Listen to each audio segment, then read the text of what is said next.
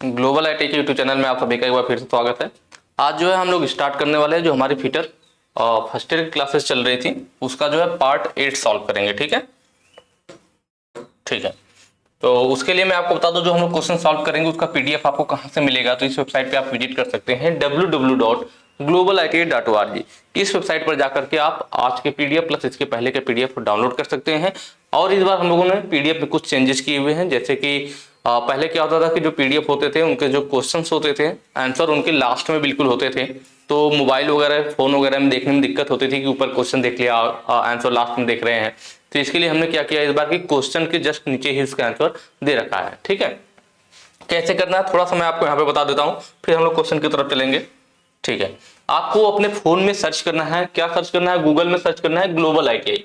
आपको क्या सर्च करना है यहाँ दिखा देता हूं मैं आपको, देखिए ग्लोबल आईटीआई आप फोन में सर्च करोगे तो ऐसे पहले ही मिल जाएगी global ITI 100% free study exam for ITI student लिखा हुआ। इस पर आपको क्लिक कर लेना है। क्लिक करेंगे आपके सामने इस तरह से वेबसाइट ओपन हो जाएगी। यहाँ पे जो आपको ऑप्शन दिखाई दे रहे हैं होम, हमारे बारे में, नई अपडेट, आईटीआई कोर्स, ये सारे ऑप्शन आपको फोन में नहीं दिखाई देंगे। कैसे दिखाई देंगे?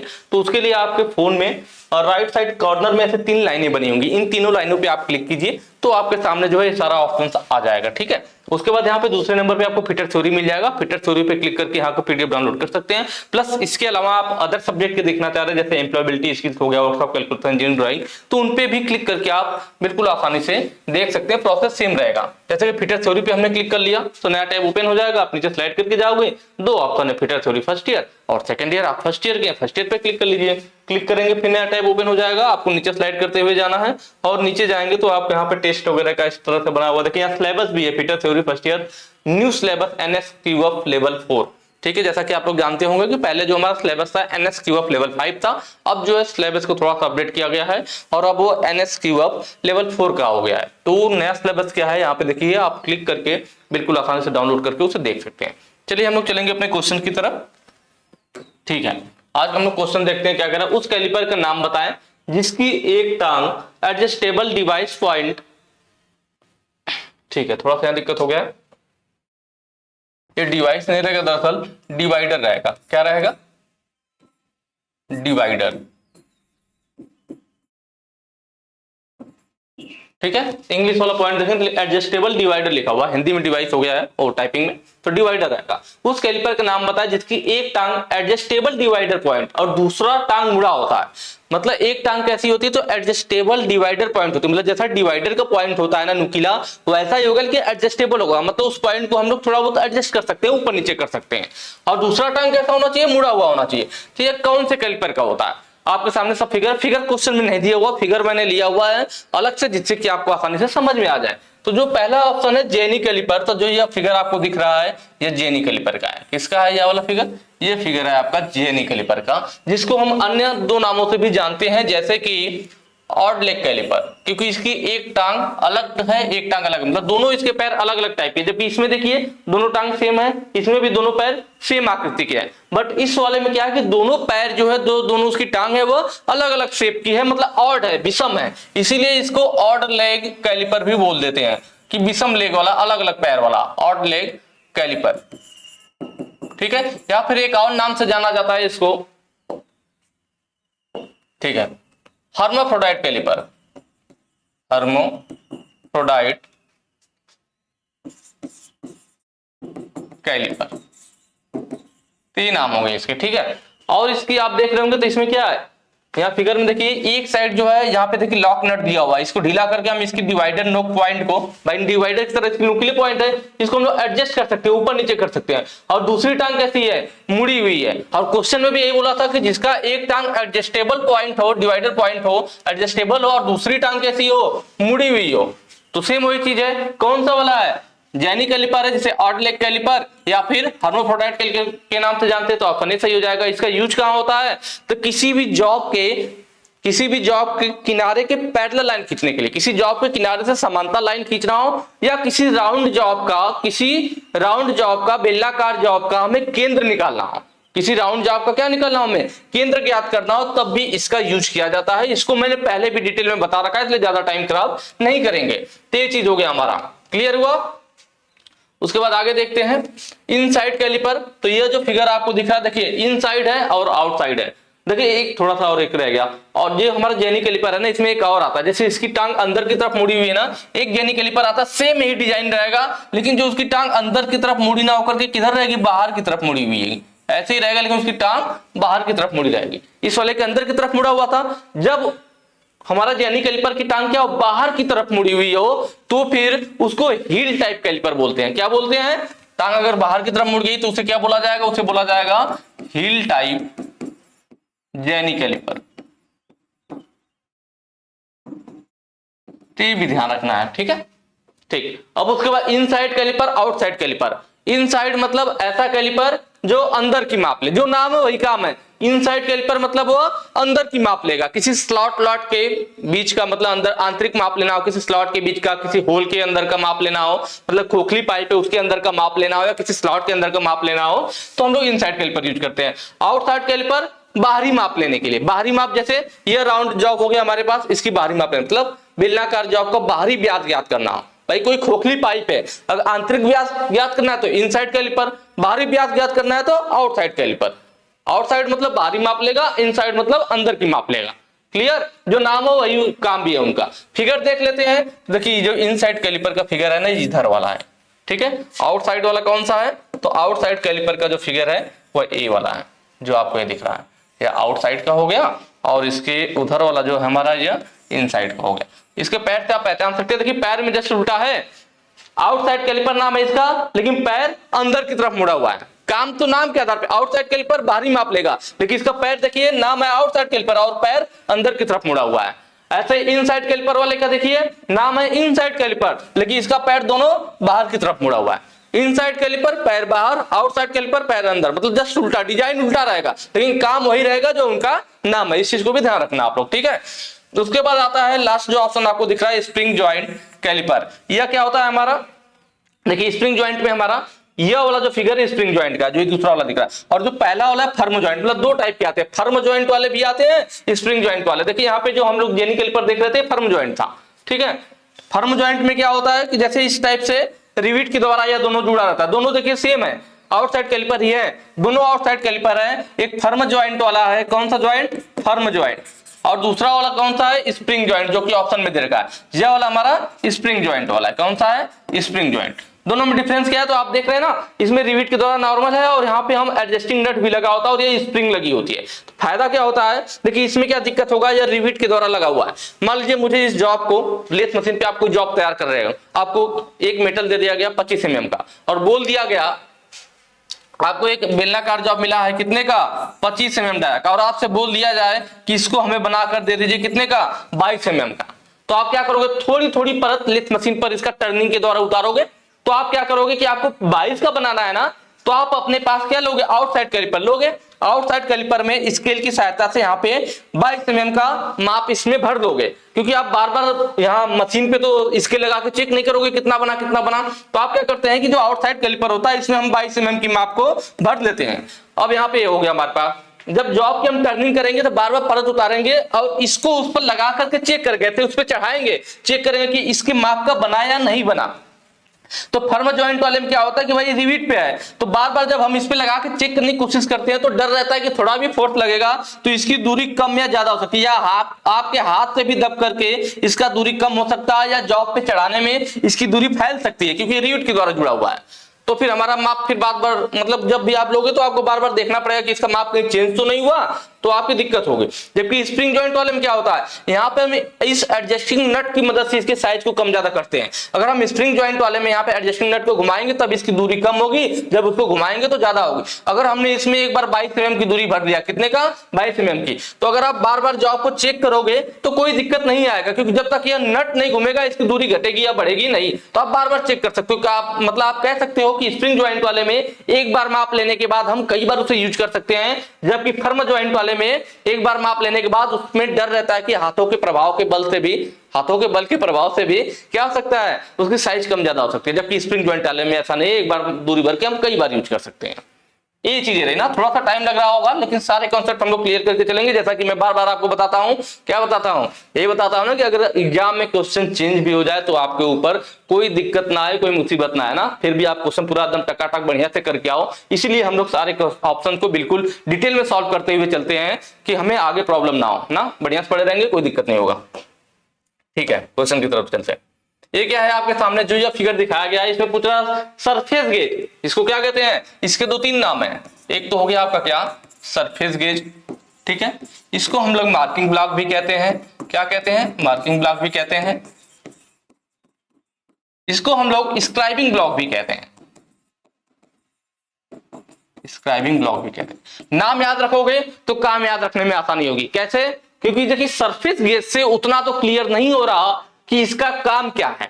ठीक है, ऊपर से यह जो आपको दिखाया गया ना, यह जो हमारा सरफेस गेज है दो टाइप वाला होता है, एक फिक्स्ड टाइप का, एक यूनिवर्सल टाइप का। यहाँ पे जो दिखाया गया है फिक्स्ड वाला, यूनिवर्सल वाला भी हमने पीछे पढ़ा हुआ है, पीछे का अगर आपने क्वेश्चन सही से देखा होगा तो क्लियर होगा आपका मैटर। तो सरफेस गेज से तो आपको ये पता नहीं चल रहा कि यह किस काम में आएगा, पर इसके अगर आप बाकी के दोनों नाम जानते हो तो समझ जाओगे। देखिए अगला नाम क्या, मार्किंग ब्लॉक, मतलब मार्किंग करने के लिए। स्क्राइबिंग ब्लॉक, आप लोग जानते हैं स्क्राइबिंग मतलब स्क्राइबर, स्क्राइबर मतलब खुरचना, स्क्राइबर का भी तो काम होता है मार्किंग करना ही, खुरचना ही। तो मतलब अगर स्क्राइबिंग ब्लॉक या मार्किंग ब्लॉक आपके माइंड में आ जाएगा तो आप समझ जाओगे कि इसका काम क्या है। इसका काम क्या है भाई, इसका काम है हमारा मार्किंग करने के लिए। किसी भी जॉब पर मार्किंग करना हो या कोई जॉब हमारी खड़ी है उस पर ऊंचाई में समांतर लाइनें खींचना हो, समांतर लाइन खींचना के मतलब क्या, मार्किंग ही करना। तो मार्किंग करने के लिए हम इसका यूज करते हैं सरफेस गेज का। ठीक है, अब इसके पार्ट के नाम देख लेते हैं हम लोग। ये जो नीचे है ना, इसको बेस बोला जाता है। क्या बोला जाता है, बेस बोला जाता है। इसको हम लोग स्पिंडल बोलते हैं, स्पिंडल। इस वाले भाग को जिसको इसने पूछ रखा है, इसको क्या बोला जाता है, इसको बोला जाता है स्नग। क्या बोला जाता है, स्नग। ऑप्शन देखिए, ऑप्शन बी आपका सही हो जाएगा, स्नग। ठीक है, यह जो है हमारा, इसको हम लोग क्या बोलते हैं, नट बोलते हैं, नट, या फिर क्लैंपिंग नट भी बोल देते हैं, क्लैंप नट या क्लैंपिंग नट भी बोल दिया जाता है। ठीक है, और यह हमारा जो इसमें लगा हुआ है, कलर चेंज कर लिया जाए, ऊपर भी सेम पड़ जा रहा है, यह है हमारा स्क्राइबर। क्या है, स्क्राइबर। क्लियर, सारे पार्ट का नाम पता चला। तो हमसे यहाँ पर इन्होंने स्नग वाला पूछ रखा है तो स्नग सही हो जाता, जब इसको पूछता तो नट सही हो जाता, इसको पूछता तो स्पिंडल, और इसको पूछता तो स्क्राइबर। ठीक है, नीचे वाला हिस्सा जो होता है बेस होता है। नेक्स्ट क्वेश्चन पे चलेंगे। देखिए अगला क्वेश्चन क्या कह रहा है, संयोजन सेट मतलब कॉम्बिनेशन सेट में एक्स के रूप में चिन्हित भाग का नाम क्या है। बाकी एक चीज मैं और बता दूं आप लोगों को, थोड़ा सिलेबस से बाहर है, कि जो लोग मतलब सोशल टाइप की जो मीडिया है हमारे, जैसे कि फेसबुक हो गया, इंस्टाग्राम हो गया, सभी ज्यादातर लोग आजकल यूज करते हैं। तो जो लोग इंस्टाग्राम पे एक्टिव है, कहाँ पे, इंस्टाग्राम पे, वो लोग मुझसे वहां पे जुड़ सकते हैं। आप अगर सर्च करेंगे ना ग्लोबल ITI अभी, इस नाम से आपको वहां पे मेरी आईडी मिल जाएगी और आप लोग मुझसे वहां पे जुड़ सकते हैं। ठीक है, चलिए थोड़ा सा आउट ऑफ टॉपिक हो गया। ठीक है, तो यहाँ पे क्या कह रहा था हमारा, कि इस चीज को हमने पूछ रखा है ना, संयोजन सेट मतलब जिसको कॉम्बिनेशन सेट कहते हैं, हिंदी में संयोजन सेट लिख रखा है, में एक्स के रूप में चिन्हित भाग का नाम क्या है। किसके रूप में, एक्स के रूप में। यहाँ पे देखिए एक्स दिखा रखा है और उसी को पूछ रखा है कि उसका क्या नाम है, भाग का नाम क्या है। ठीक है, तो हमें पता होना चाहिए कि पहले कॉम्बिनेशन सेट कंप्लीट दिखता कैसा। यहाँ आपको फिगर दिख रहा होगा, यह हमने अलग से ले रखा है, यह क्वेश्चन में नहीं दिया हुआ, क्वेश्चन में सिर्फ ये वाला दिया हुआ है। ठीक है, क्वेश्चन में सिर्फ आपको ये दिया हुआ, हमने उसको ले रखा है समझने के लिए। कॉम्बिनेशन सेट इस टाइप से आता है, इसमें एक मेन जो होती है यह होती है स्टील रूल। इसको क्या बोलते हैं, स्टील रूल। स्टील रूल यह हमारा मेन पार्ट होता है। इस स्टील रूल पे ही हमारे तीनों पार्ट लगे होते हैं। कौन कौन से, जो जब पहला है इसको हम लोग बोलते हैं स्क्वायर हेड। क्या बोलते हैं, स्क्वायर हेड। जो बीच वाला है इसको बोला जाता है प्रोटेक्टर हेड। प्रोटेक्टर मतलब चांदा, प्रोटेक्टर हेड। और जो लास्ट वाला है यह वी टाइप से ऐसे बना हुआ है। ठीक है, इसको क्या बोलते हैं, तो इसको बोला जाता है सेंटर हेड, सेंटर हेड। ठीक है, तो जो हमारा स्क्वायर हेड है, स्क्वायर हेड की आकृति देखिए, एक साइड बिल्कुल सीधा है और एक साइड 45 डिग्री पे एंगल बना हुआ है। तो मतलब स्क्वायर हेड की मदद से हम लोग एक साइड की मदद से 90 डिग्री चेक कर सकते हैं। मतलब जो ट्राई स्क्वायर से काम लिया जाता है इसकी मदद से लिया जा सकता है। तो जो दूसरा साइड 45 डिग्री है तो उस साइड से हम लोग 45 डिग्री के कोण को चेक कर सकते हैं। और जरूरत के हिसाब से, जैसे हमें सिर्फ स्क्वायर हेड की जरूरत है तो हम बाकी को स्लाइड करके इसमें से निकाल लेंगे। इस टू रूल पे सिर्फ किसको लगा लेंगे, स्क्वायर हेड को लगा लेंगे। या फिर अगर हमें प्रोटेक्टर हेड की सिर्फ जरूरत है तो बाकी को स्लाइड करके निकाल देंगे, स्टील रूल के साथ सिर्फ किसको ले लेंगे, प्रोटेक्टर हेड को ले लेंगे। ऐसा नहीं कि तीनों एक ही पे रहना चाहिए, जिसकी जरूरत हो हम स्टील रूल के साथ उसको लगा करके यूज कर सकते हैं। ये समझ में आया। एक और क्वेश्चन आपको यहाँ पे ध्यान रखना है, क्या ध्यान रखना है, ठीक है, कि यहाँ पे जो हमारा स्क्वायर हेड है ना, स्क्वायर हेड में ही ऊपर क्या लगा होता है, यहाँ पे लगा होता है स्क्राइबर, जिसे हम लोग नॉब स्क्राइबर बोलते हैं। क्या बोलते हैं, नॉब स्क्राइबर। यह भी कई बार पूछ लेता है एग्जाम में कि कॉम्बिनेशन सेट के कौन से पार्ट में स्क्राइबर लगा होता है या नॉब स्क्राइबर लगा होता है। ठीक है, तो हमारा किसमें लगा, स्क्वायर हेड में नॉब स्क्राइबर लगा हुआ है। इसकी मदद से ही हम लोग जैसे किसी जॉब पे मार्किंग कर रहे हैं तो यहाँ से स्क्राइबर अलग से लेने की जरूरत नहीं है। इस स्क्वायर हेड में नॉब स्क्राइबर होता है, उसे खोलेंगे, यार स्क्रू पे होता है, ऐसे खोलेंगे स्क्राइबर बाहर आ जाएगा, फिर उसे मार्किंग कर लेंगे। ठीक है, और इसी पे स्प्रिट लेवल भी लगा होता है। यहाँ पे क्या लगा होता है, यहाँ पे लगा होता है इसी में स्प्रिट लेवल। ठीक है, स्प्रिट लेवल का क्या काम होता है, लेवल को चेक करने के लिए। छोटा सा ऐसे यहाँ पे बना होगा आपका शीशा टाइप का, उसमें पानी भरा होता है, कहीं पे पारा भर देते हैं, तो वो क्या लेवल को चेक करता है।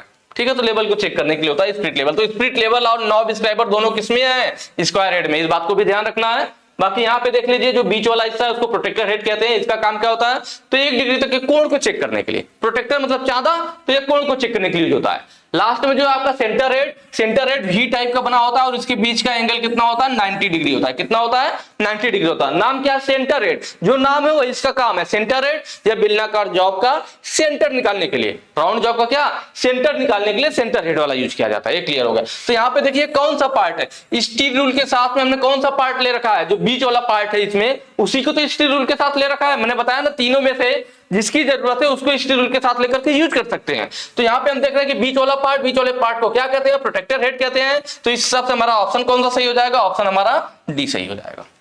बिल्कुल आसान है, बीवेल हेड नहीं होता, 3 ही होता है। ठीक है, centre head, square head, protractor head, bevel head होता ही नहीं है। क्लियर हो गया। नेक्स्ट चलेंगे। अगला क्वेश्चन क्या कह रहा है कि किस प्रकार के डेटा में का पालन किया जाता है। ठीक है, यहाँ पे थोड़ा सा दिक्कत ये हो गया है, तो यहाँ पे फिगर नहीं है ना। ठीक है, फिगर यहाँ पे क्वेश्चन में मिस्टेक हो गया, फिगर होना चाहिए था। मैं फिगर बना देता हूं, मुझे ध्यान है क्वेश्चन में क्या फिगर था, मैं बना देता हूं। ठीक है, क्वेश्चन के हम लोग पहले फिगर बना लेते हैं, तब मजा आएगा सॉल्व करने में। फिगर क्या था, फिगर इस टाइप से दिया हुआ था।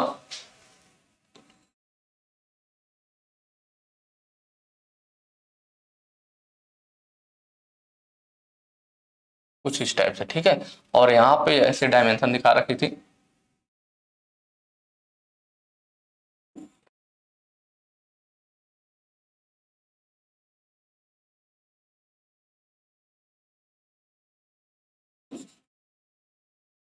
इस टाइप से और फिर इस टाइप से। ठीक, और वैसे ही इधर से भी दिखाया गया था।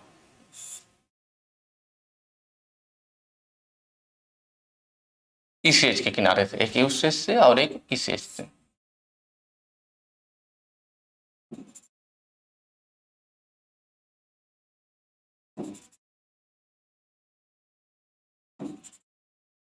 ठीक है, इस टाइप से दिया हुआ था। एक उस एज से हमने फिगर को दिखाया था और एक इधर से।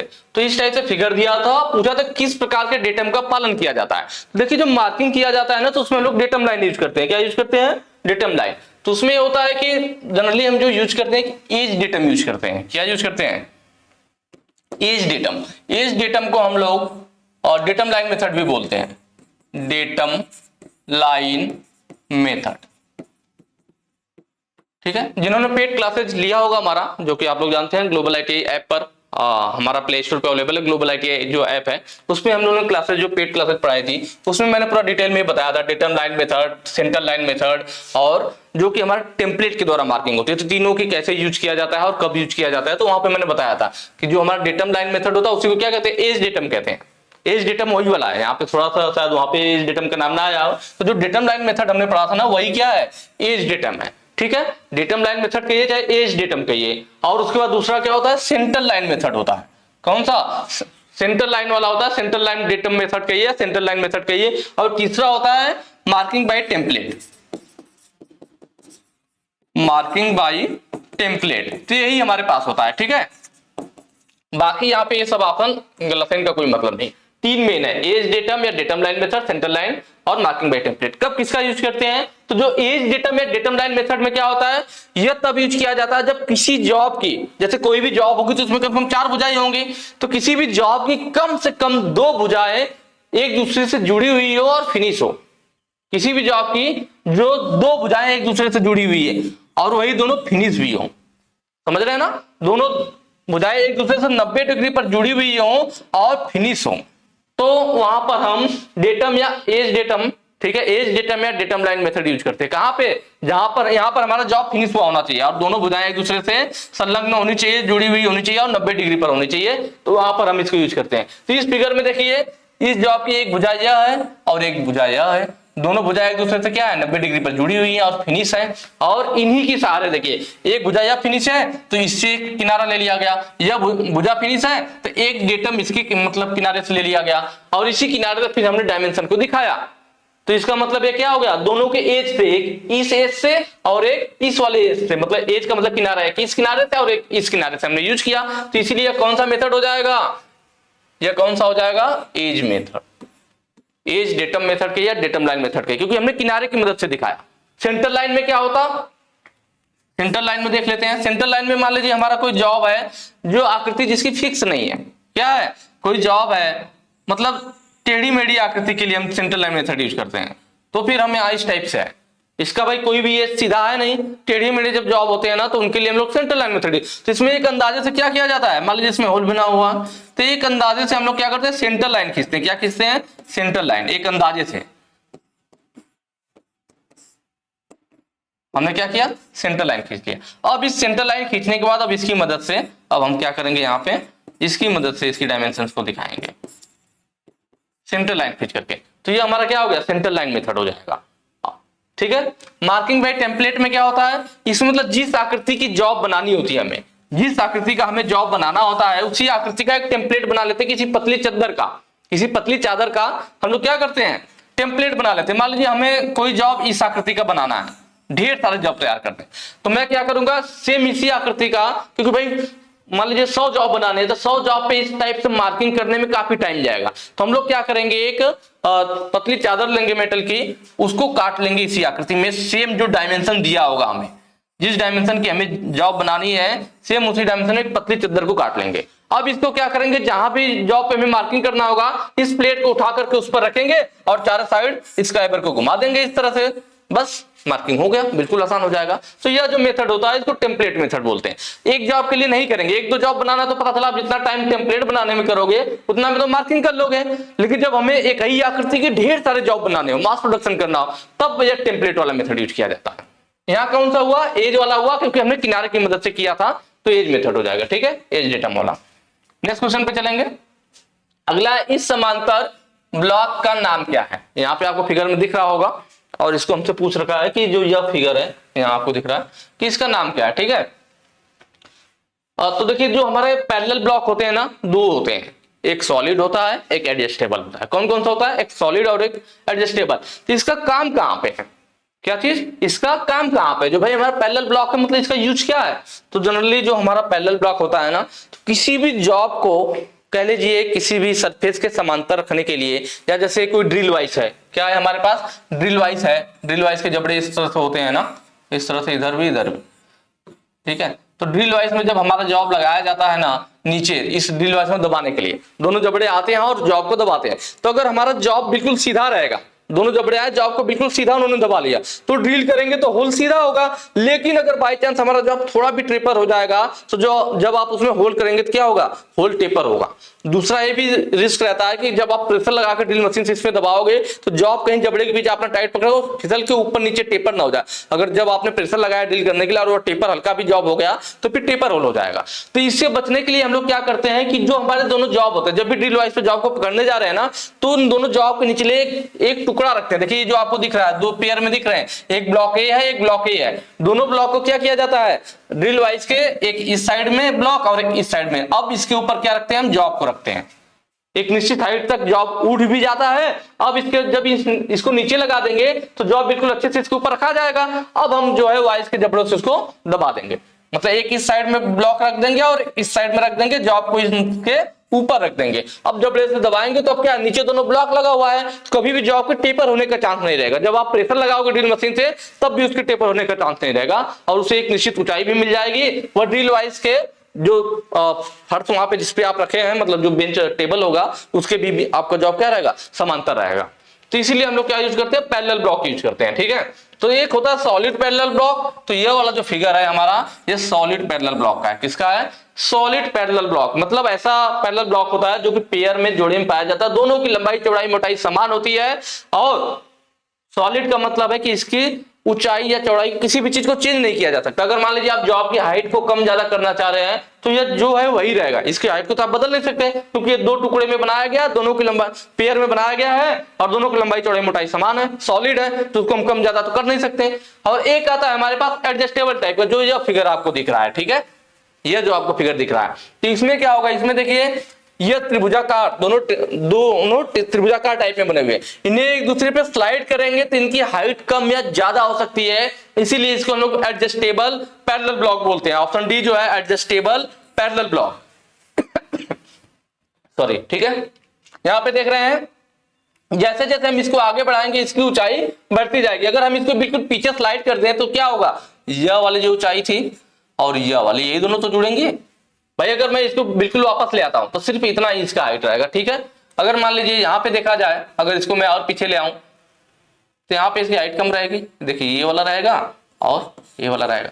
पर जैसे जैसे आगे बढ़ेंगे, जैसे अब यहाँ पे ये दोनों हाइट है, अब इस चीज को मैं अगर आगे ले आऊं तो ये जितना है यह वाला चीज यहाँ आ जाएगा और यह यहाँ, तो देखिए कितनी हाइट और ज्यादा बढ़ जाएगी। मतलब जैसे जैसे ये आगे बढ़ेगा इसकी हाइट बढ़ती जाएगी, पीछे को स्लाइड करेंगे तो कम होती जाएगी। तो हम इसकी मदद से जो आपको चाहे तो अपने आवश्यकता अनुसार उसे कम या ज्यादा हाइट पे उठा सकते हैं, नीचे कर सकते हैं, इसीलिए इसे एडजस्टेबल पैरेलल ब्लॉक कहते हैं। और यह वाला जो था हमारा सॉलिड था।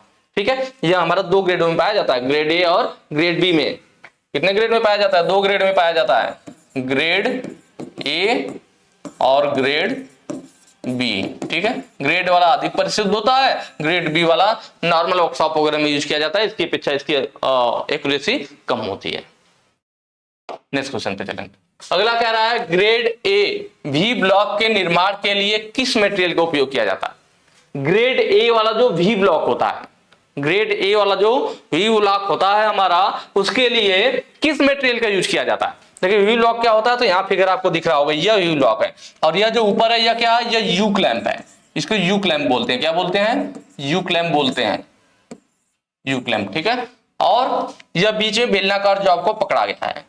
ठीक है, वी ब्लॉक कैसे है, वी ब्लॉक इस टाइप से।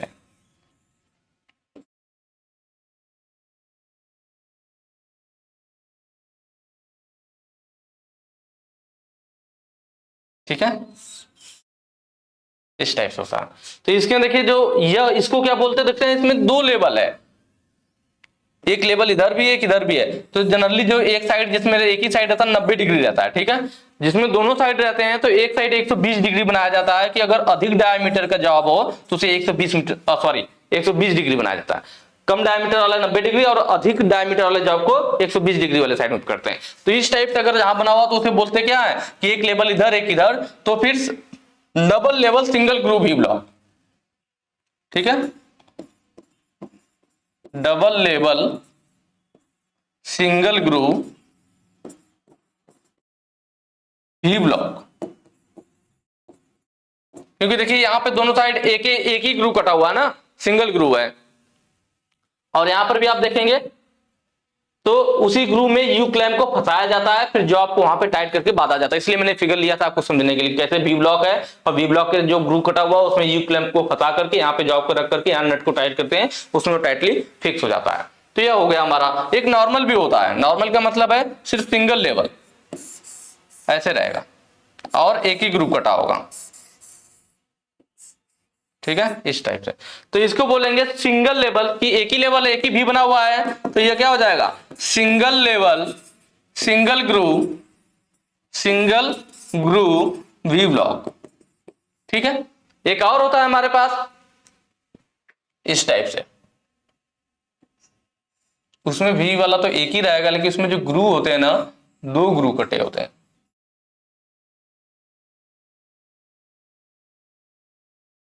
देख रहे हैं ना, 2 ग्रुप हो गया और एक ही लेवल है, तो इसको single level double group V block बोलते हैं। क्या बोलते हैं? सिंगल लेवल डबल ग्रुप, इसमें 2 ग्रुप कटे हुए हैं, डबल ग्रुप वी ब्लॉक। तो ये चीज हो गया। यहां पे क्या पूछा था कि ग्रेड ए, तो देखिए हमारा जो वी ब्लॉक है ना, पता चला आपको कितना हुआ? देखिए double level single group, single level single group, single level double group, तो 1 2 3 टाइप के हो गया। और एक और होता है मैच्ड पेयर वी ब्लॉक, मतलब वो वी ब्लॉक जोड़े में पाया जाता है। तो ये हमारे वी ब्लॉक के टाइप हुए।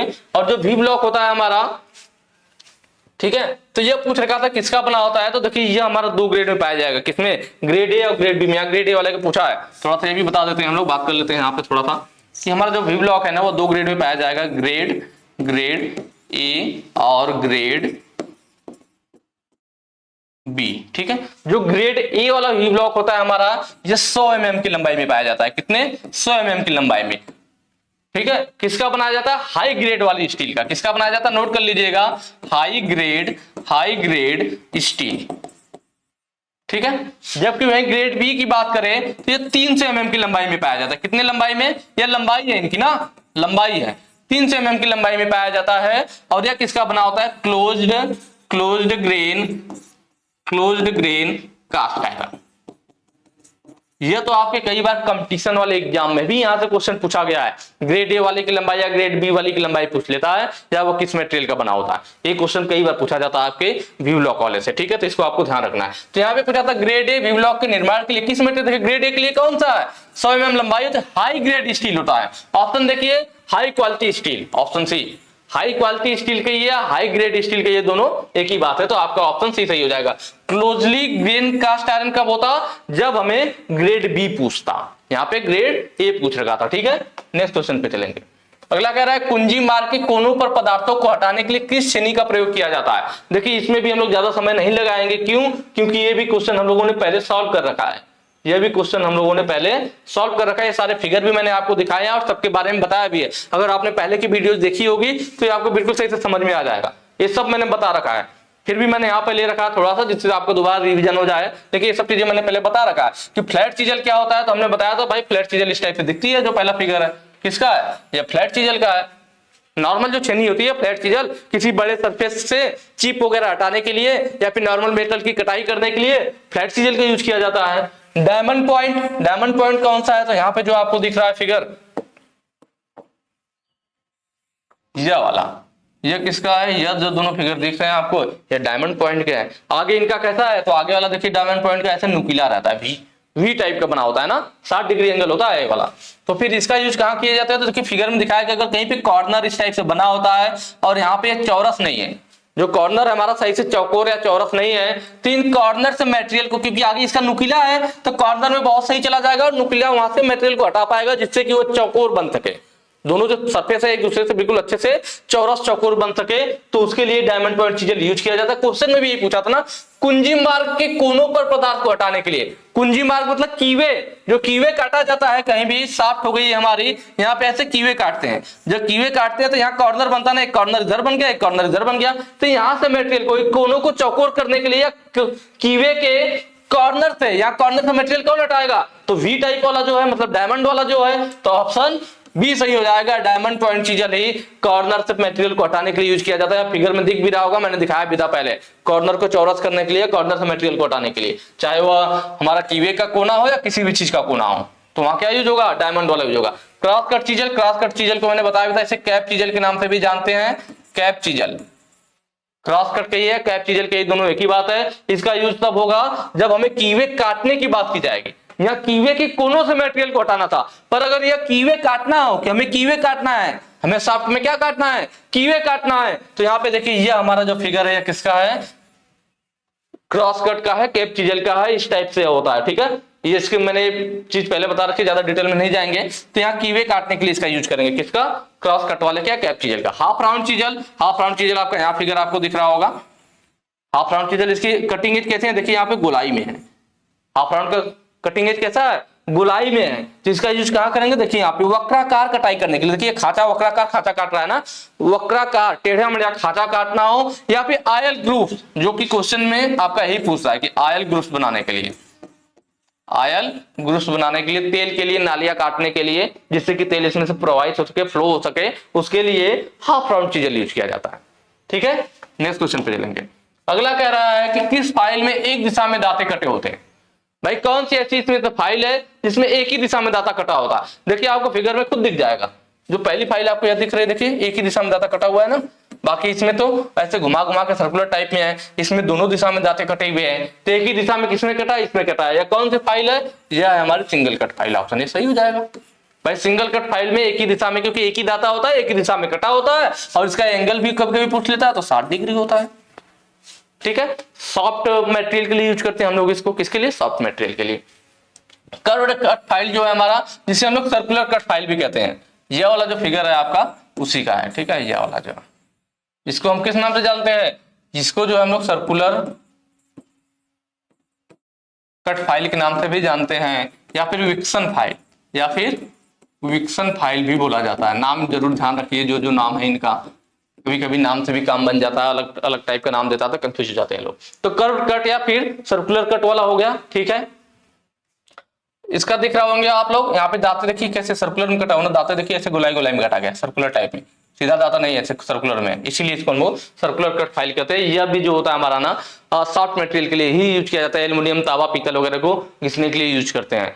ठीक है, सेकेंड कट फाइल, तो देखिए जो सेकेंड कट फाइल ने ग्रेड के आधार पे, यह तो हमारा जो हो गया सिंगल कट, विक्सन कट, ये तो हमारा अलग टाइप का हो गया, पर यह वाला जो होती है ना सेकेंड कट फाइल, यह किसके आधार पे होती है, यह ग्रेड के आधार पे होती है। किसके आधार पे होती है, यह जो फाइल है हमारा, यह ग्रेड के आधार पर होती है सेकेंड कट। इसमें हम लोग देखते हैं मतलब दांतों के हिसाब से कि 16 दांते अगर प्रति सेंटीमीटर है, कितना, 16 दांते प्रति सेंटीमीटर है, तो उसको सेकेंड कट फाइल बोला जाता है। भाई रफ फाइल होती है, बास्टर्ड फाइल होती है, अगर 8 दांते प्रति सेंटीमीटर है तो रफ फाइल बोलेंगे, वो ज्यादा मटेरियल हटाएगी, सॉफ्ट के लिए यूज होगा। अगर हमारे पास 12 दांते प्रति सेंटीमीटर, 1 सेंटीमीटर में कितने दांते कटे हो, 12 दांते हो, तो उसको बास्टर्ड फाइल बोलते हैं। वह क्या करेगा, वह सॉफ्ट और हार्ड दोनों मटेरियल के लिए यूज किया जाता है। ठीक है, उसके बाद अगर 16 दांते 1 सेंटीमीटर में हो जाए तो उसे सेकेंड कट फाइल बोलते हैं। इससे फिनिशिंग बहुत अच्छी आती है और हार्ड मटेरियल के लिए यूज भी किया जाता है। ठीक है, उसके बाद आता है डबल कट फाइल। तो यह वाला जो फिगर आपको दिख रहा है भाई, यह आपका किसका है, यह है हमारा डबल कट का दिख रहा होगा। एक कट इधर को लगाया गया है, फिर दूसरा कट इसके ऊपर लगाया गया बिकट के रूप में। तो जो पहला कट लगाया जाता है, जो कि यह आपको दिख रहा है, पहला जो कट लगाया गया है ना, जो पहला कट लगाया जाता है हमारा, वो 70 डिग्री का होता है, जिसे हम लोग क्या बोलते हैं, इधर लिख देता हूं मैं, पहला कट को क्या बोला जाता है, पहला कट को बोलते हैं ओवर कट। क्या बोलते हैं, ओवर कट बोलते हैं। ठीक है, जो कि एंगल कितना होता है, 70 डिग्री होता है। और इसके ऊपर जो फिर हमने दूसरा कट लगाना शुरू किया, या पहला कट हो गया, फिर इधर जो दूसरा कट लगना शुरू हुआ, जो बिकट बना रहा है, तो जो दूसरा कट होता है ना, दूसरे कट को हम लोग बोलते हैं अप कट। क्या बोलते हैं, अप कट बोलते हैं, और उसका एंगल 51 डिग्री होता है। ठीक है, तो ये हमें ध्यान रखना है। डबल कट जो है अधिक मटेरियल हटाता है, सिंगल कट फाइल की अपेक्षा डबल कट अधिक तेजी से मटेरियल को काटता है। नेक्स्ट क्वेश्चन पे चलेंगे। अगला कह रहा है लकड़ी और चमड़े की फाइलिंग करने के लिए किस फाइल का उपयोग किया जाता है। यहाँ पे आपको अलग अलग फाइल दिख रही है, पहले देख लेते हैं कौन सा क्या है। देखिए हैंड फाइल, यह वाली जो फाइल है हमारी हैंड फाइल है। उसके बाद बात करते हैं रास्ट कट फाइल, तो यह इसके नीचे जो फाइल है हमारे पास, यह रास्ट कट फाइल है। ठीक है, उसके बाद बात की जाए बास्टर्ड वाला जो हो गया, ग्रेड के आधार पर हो गया सिंगल कट फाइल। अभी हमने देखा यह वाला हमारा सिंगल कट फाइल है, हमने इसके बारे में बात भी कर लिया था। क्या होता है सिंगल कट फाइल में, जो एंगल होता है या 60 डिग्री का होता है, और सॉफ्ट मटेरियल के लिए यूज किया जाता है। यही बात थी ना, सिंगल दांते, एक एक दांते एक ही साइड में कटे हुए हैं, इसलिए सिंगल कट फाइल कहते हैं। दोनों साइड में अगर ऐसे ऐसे भी काट दिया जाता दांता इस पे, तो डबल कट फाइल हो जाती।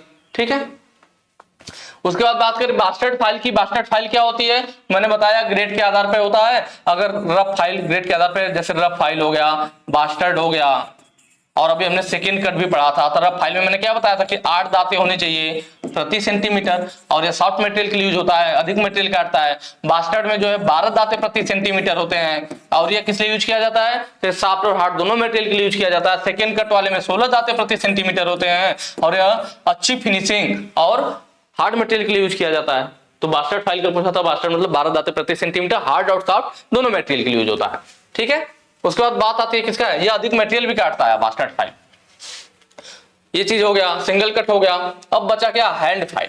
देखिए हैंड फाइल क्या है, तो जो ये फिगर आपको दिख रहा है यह हैंड फाइल है। हैंड फाइल की सबसे बड़ी एक विशेषता तो यह है कि जैसे जो भी फाइल नॉर्मली जितनी भी फाइलें हैं, आपकी राउंड फाइल है, ट्रायंगुलर फाइल है, ठीक है, जो भी हाफ राउंड फाइल है, तो फ्लैट फाइल है, ये सभी फाइलें क्या होती है, इन सभी फाइलों के जो लास्ट का 1/3 भाग होता है। जैसे फाइल की पूरी लंबाई होगी ना, तो फाइल का जो लास्ट का 1/3 भाग होगा, लास्ट का 1/3 भाग या 1/3 भाग जो होगा, वह क्या होता है, लंबाई और मोटाई दोनों में टेपर रहता है। सॉरी, चौड़ाई और मोटाई, चौड़ाई में भी लास्ट का टेपर और मोटाई में भी टेपर होता है। जबकि हैंड फाइल का आप फिगर देखेंगे तो इसकी चौड़ाई पूरा एक समान है, लास्ट में कोई भी टेपर नहीं है, ठीक है। तो ये हैंड फाइल की आपकी विशेषता है कि इसमें जो है ये पूरी चौड़ाई में एक समान होता है, इसमें कोई भी टेपर नहीं होता है। दूसरी चीज, इसके एक ही एज पे दाता कटा होता है, मतलब जैसे एक एज इधर होगी, पतली वाली को एज कहते हैं ना, ऊपर फेस हो गया, दोनों साइड ऐसे एज होगा पतला पतला ना, एक इधर फेस, एक इसके विपरीत साइड फेस, और जो इसका मोटाई होता है उसी को एज बोलते हैं। तो एक एज पे दाता कटा होता है, एक एज पे क्या होगा, एक एज पे दाता कटा होगा, जबकि दूसरा एज जो होगा वो बिना दांतों के होता है, जिसको हम लोग सेफ एज के नाम से जानते हैं। किसके नाम से, सेफ एज के नाम से। यह हैंड फाइल है, ठीक है। इसका यूज कहां किया जाता है, तो जब कोई मान लीजिए इस टाइप का हमारा जॉब हो, जैसे यह जॉब है हमारे पास, ठीक है। अब इस जॉब की साइड की हमें घिसाई करनी है, तो अगर आप नॉर्मल फाइल लेके घिसाई करोगे, आप इस वाले भाई जो इसका फेस है इससे यहाँ पे घिसोगे, तो क्या होगा, जो नीचे वाला जो कटिंग एज होगा वो यहाँ पे रगड़ खाएगा, आप साइड वाले हिस्से को घिस रहे होगे और वो नीचे घिस करके गड्ढा बना देगा, आपकी जॉब खराब हो जाएगी। तो जहां पे ऐसा सिचुएशन आता है कि हमें किसी जॉब के खड़े वाले भाग को, साइड वाले भाग को घिसना होता है, तो जिससे कि नीचे की सरफेस खराब ना हो, तो वहां पे हैंड फाइल यूज होता है। क्यों, क्योंकि इसका एक साइड बिना दांतों के होता है, तो जो सेफ एज वाला हिस्सा होगा उसको नीचे कर देंगे और इस फाइल को फिर यहाँ पे यूज करेंगे। तो सेफ एज वाला हिस्सा जब यहाँ नीचे टकराएगा तो कोई घिसावट ही नहीं होगी, कोई दिक्कत ही नहीं होगा, आपका जॉब भी नहीं खराब होगा, काम भी बन जाएगा। तो ऐसी जगहों पे हैंड फाइल यूज करते हैं। जबकि क्वेश्चन में पूछा था लकड़ी और चमड़े की फाइलिंग करने के लिए, तो लकड़ी और चमड़े के लिए देखिए यह जो होती है राफ्ट कट फाइल, कौन सी फाइल यूज की जाती है, राफ्ट कट फाइल यूज की जाती है। जो आपको यह ऑप्शन दिया हुआ था, ऑप्शन सी सही होगा, राफ्ट कट फाइल। इसमें जो दांते होते हैं देखिए अलग अलग बने हुए हैं, दांते कैसे, तो पंच के द्वारा अलग अलग उभार करके बनाए जाते हैं, जबकि बाकी में जो दांते हैं एक लाइन में बने हुए हैं, चाहिए फाइल सब दांते क्या है, एक लाइन में बने हुए हैं। जबकि राफ्ट कट फाइल में दांते अलग अलग पंच के द्वारा उभार करके बनाए जाते हैं। इसका ही यूज किया जाता है लकड़ी और चमड़े की फाइलिंग करने के लिए। हमने पहले भी बताया था कि जो पंचर वाले दुकानें होती थी, जहां पंचर बनाया जाता था, तो वहां जो ट्यूब होती थी रबड़ की, उसको इससे ही घिस करके फिर पंचर लगाया जाता था, उसमें सोल्यूशन लगाया जाता था, ठीक है। तो ये चीज होता है हमारा क्या, राफ्ट कट फाइल। ऑप्शन सी सही हो जाएगा। नेक्स्ट क्वेश्चन पे चलेंगे। अगला, क्यों फाइलों की कटिंग फेसेस को लंबाई के साइड से थोड़ा बीवेल किया जाता है। जो फाइल की कटिंग फेस होती है ना, उनको लंबाई के साइड से थोड़ा सा बीवेल रखते हैं, पूरा एकदम समांतर नहीं रखते, हल्का सा बीवेल रखा जाता है। बीवेल करने का रीजन है कि अगर फाइल अगर बीवेल ना किए जाए, पूरा एक बराबर समांतर रहे, तो जब आप फाइल से जॉब को घिसने जाओगे ना, पूरे दांते एक साथ पकड़ में आएंगे सरफेस के, और आपको बहुत ज्यादा फोर्स लगाना पड़ेगा, बहुत ज्यादा फोर्स लगा। भाई पूरे दांते एक बराबर होंगे, पूरी चौड़ाई में एक ही साथ पूरा दांता संपर्क में आएगा, फोर्स आपको ज्यादा लगाना पड़ेगा। एक तो ये दिक्कत हो गई। दूसरा, जब हम उसकी टेम्परिंग करते हैं ना, तब भी जब हम उसे खड़ा तेल में डुबोते हैं गर्म करने के बाद, तो टेम्परिंग करने पे उसमें टेढ़ापन आ जाता है, जिससे फिर फाइल हमारी बेकार हो जाती है। तो इसीलिए जब हम टेम्परिंग करें तो उसमें टेढ़ापन ना आए, और जब फाइलिंग करें तो ज्यादा फोर्स ना लगाना पड़े, मतलब एक ही साथ ज्यादा दांते संपर्क में ना आए, उसके लिए क्या किया जाता है, फाइलों के कटिंग फेसेस को लंबाई की साइड से थोड़ा सा बीवेल किया जाता है, जिससे कि फ्लैट सतहों की फाइलिंग आसान करने के लिए। ऑप्शन बी आपका सही होगा, फ्लैट सतहों की फाइलिंग आसान करने के लिए, जो फ्लैट सतह हैं। नहीं तो क्या होगा, बीवेल नहीं होगा तो फिर पूरा दांते एक साथ पूरा चौड़ाई में बराबर रहेंगे, आप घिसने जाओगे तो पूरा दांता संपर्क में आएगा, फोर्स ज्यादा लगेगा। दूसरा, जो कि मैंने बताया, जब आप उसकी टेम्परिंग करने जाओगे, ऑर्डर टेम्पर किया जाता है, तो उसे तेल में खड़ा करके डुबोते हैं। तेल में जैसे आप फाइल को गर्म कर लोगे तो उसे ठंडा करोगे, ठंडा करने के लिए क्या करते हैं, तेल में फाइल को खड़ी अवस्था में डुबोते हैं, तो उसमें टेढ़ापन आ जाएगा, जिससे वो फाइल हमारे काम में नहीं आ पाएगी। तो पहले से अगर बीवेल लगेगा तो टेढ़ापन भी नहीं आता है, ठीक है। तो ऑप्शन भी यहाँ पे सही हो जाएगा। मुझे उम्मीद है आप लोगों को वीडियो अच्छी लगी होगी, और थोड़ा सा टाइम लगा होगा, ये चीज मैं क्या पहले भी बता रहा हूँ कि भाई टाइम लगेगा, लेकिन हम लोग सारे कॉन्सेप्ट बिल्कुल अच्छे से क्लियर करते चलेंगे, जिससे कि कोई आगे दिक्कत ना हो। बाकी अगर वीडियो अच्छी लगी तो ज्यादा से ज्यादा शेयर कीजिएगा। Thank you.